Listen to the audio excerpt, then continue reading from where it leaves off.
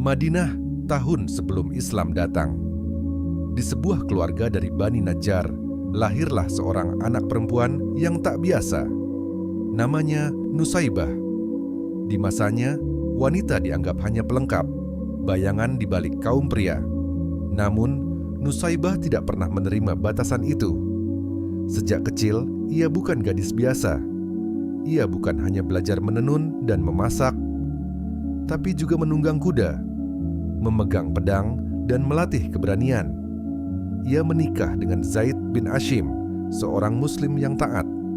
Dari pernikahan itu, lahirlah Abdullah bin Zaid, yang kelak menjadi seorang mujahid seperti ibunya. Ketika Islam datang ke Madinah, Nusaibah dan keluarganya menjadi bagian dari para pemeluk pertama. Ia tidak hanya menerima Islam, ia hidup dan berjuang untuknya. Tahun 621 Masehi, saat Islam masih lemah, Rasulullah mencari perlindungan di luar Mekah. Ia bertemu dengan sekumpulan penduduk Madinah yang diam-diam beriman kepadanya. Di malam gelap, di tengah bayang-bayang pepohonan, terjadilah Baiat Aqabah kedua, sebuah perjanjian rahasia di mana para sahabat dari Madinah bersumpah untuk melindungi Islam dengan nyawa mereka.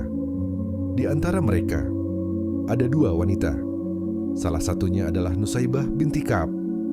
Di saat banyak wanita masih ragu, di saat banyak laki-laki pun takut, ia berdiri tegak dan berkata, "Ya Rasulullah, kami akan melindungimu seperti kami melindungi keluarga kami sendiri." Malam itu, Islam menemukan salah satu penjaganya yang paling setia. Gunung Uhud, tahun 625 Masehi. Angin kering berhembus di atas padang pasir. Langit seakan menangisi darah yang mengalir. Dari kejauhan, dentingan pedang dan pekikan perang menggema. Hari itu, umat Islam bertempur melawan pasukan Quraisy. Kemenangan hampir di tangan mereka. Hampir. Tapi satu kesalahan kecil mengubah segalanya. Para pemanah Muslim yang diperintahkan Rasulullah untuk tetap di posisi mereka, meninggalkan bukit terlalu cepat. Dan dalam sekejap, musuh menyerang balik. Pasukan Muslim terpecah.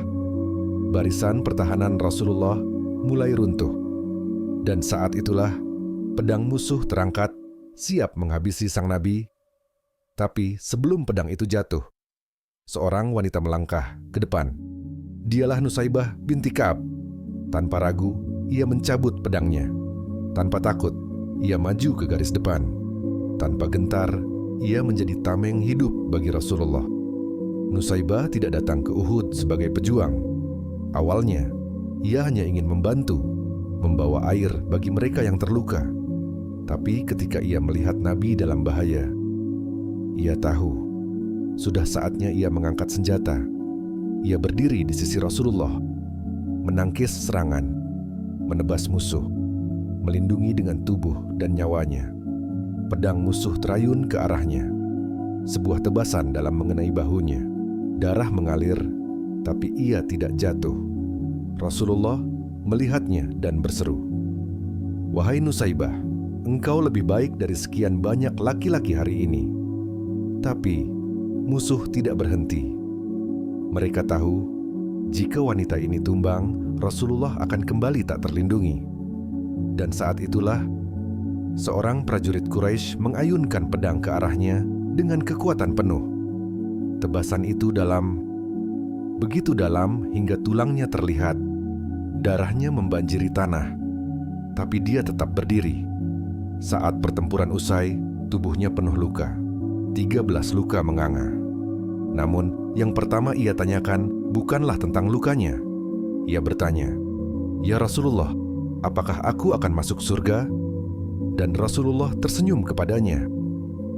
"Wahai Nusaibah, engkau dan keluargamu adalah sahabatku di surga." Matanya berkaca-kaca. Baginya, tidak ada hadiah yang lebih besar dari itu. Setelah Uhud, Nusaibah tidak pernah berhenti berjuang.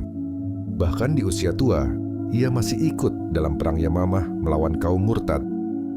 Di sana, ia kehilangan satu lengannya. Tapi bukan keberaniannya. Ia tetap berdiri. Ia tetap berjuang.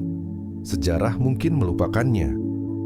Tapi jiwanya tetap hidup di antara mereka yang berani berdiri di medan pertempuran kebenaran. Dialah Nusaibah binti Ka'ab, singa betina